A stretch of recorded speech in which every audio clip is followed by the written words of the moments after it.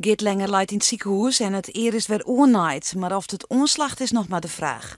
Het verhaal dat de hoen agressief wie ontkent hij in alle toonaarden. Waarschijnlijk kreeg Lenger een epilepsieonval en woe Gino hem juist redden. Nou ja, ik ben uit de tier gegaan. En daar komt het in Kot op Del. En toen voel ik verhoor. En nou ja, zoals ik het een beetje denk ik in, die hond die heeft me geprobeerd wakker te likken met eer. En wordt een hond vaak dood in de natuur, is dan begint er mij dat slachtoffer te slepen om hem toch op gang te krijgen. Lenger had zelfs toestemming doen voor het aanmaatje van Gino, omdat de hoen ook bloedpreun had en net meer te vertrouwen is. Maar ontnota wie er niet mis met Gino en hij weet net van serieuze klachten nu te buurt. Nou, haast net.